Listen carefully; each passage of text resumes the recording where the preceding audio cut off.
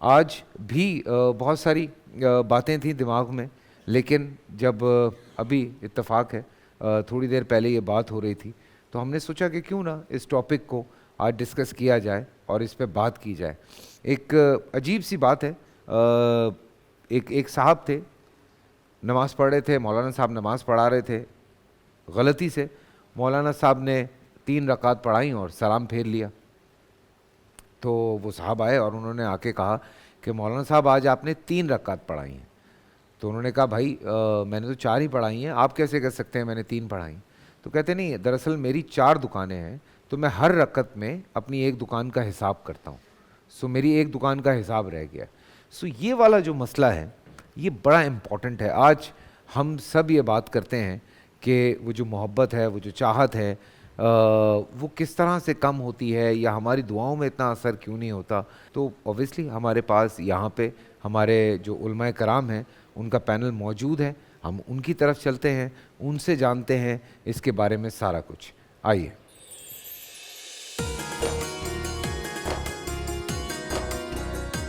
السلام علیکم۔ السلام علیکم۔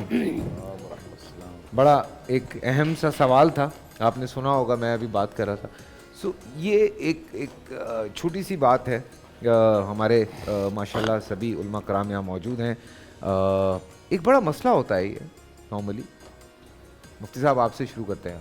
بڑا مسئلہ ہوتا ہے یہ چھوٹا سا، لیکن یہ چھوٹا مسئلہ دیکھنے میں لگتا ہے لیکن ہے بہت بڑا مسئلہ، کہ آپ نماز پڑھ رہے ہوتے ہیں۔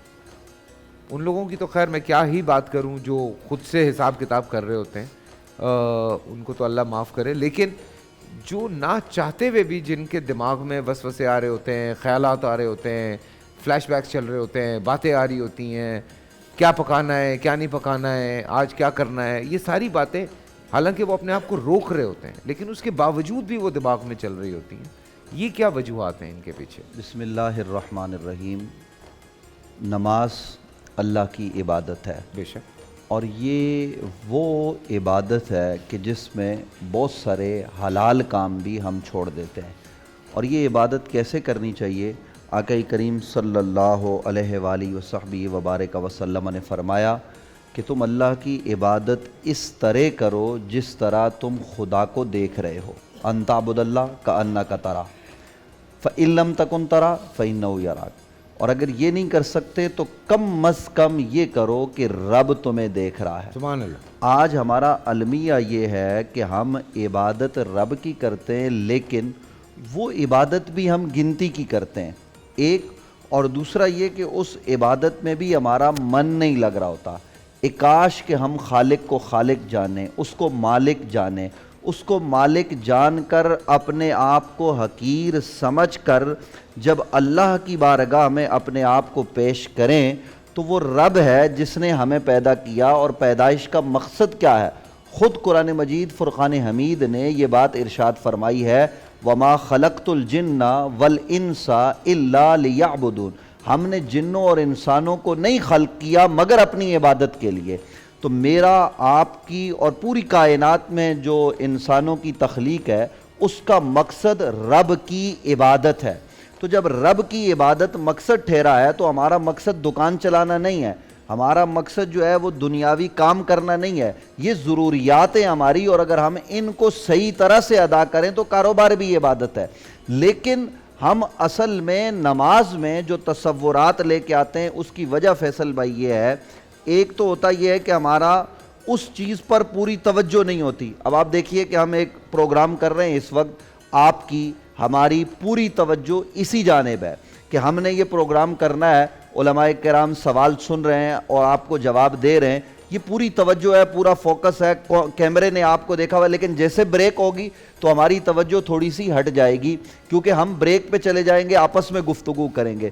تو نماز ایسی عبادت ہے جس میں پوری توجہ ہونی چاہیے کہ ہم کیا کر رہے ہیں۔ جب بندہ اللہ کی بارگاہ میں کھڑا ہو کے یہ کہتا ہے کہ میں اب نماز کی نیت کرنے لگا ہوں، اس رب کے سامنے جو الہ ہے، جو وحدہ لا شریک ہے، عبادت اسی کی ہے۔ جب کہتا ہے اللہ اکبر تو تصور یہ ہو کہ اللہ سب سے بڑا ہے، پھر اس کے بعد وہ اللہ کی جب تعریف کرتا ہے پھر کہتا ہے الحمدللہ رب العالمین الرحمن الرحیم مالک یوم الدین۔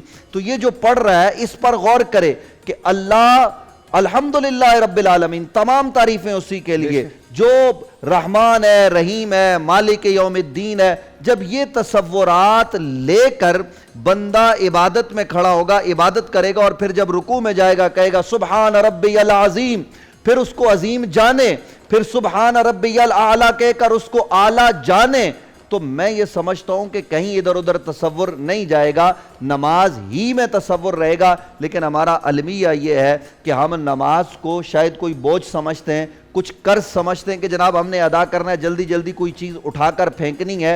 ये नहीं होना चाहिए। रब के साथ ये सलूक ठीक नहीं है। रब को रब जानकर, उसको खालिक, उसको मालिक, उसकी सिफात पर गौर करके जब आप नमाज पढ़ेंगे तो नमाज में आपको लुत्फ भी आएगा, सुरूर भी आएगा। फिर वो नमाज ऐसी होगी कि नमाज पढ़ते हुए आपके पास से शेर गुजर जाए, नमाज पढ़ते हुए आपके पास से दरिया गुजर जाए, तूफान आ जाए, बंदा नमाज में ही जो है वो मुस्तगरक रहता है, उसे किसी और का ख्याल तक नहीं गुजरता। बिल्कुल बिल्कुल। और ये जो आपने बात की, इस पे मुझे हज़रत अली का वाक़या याद आया था।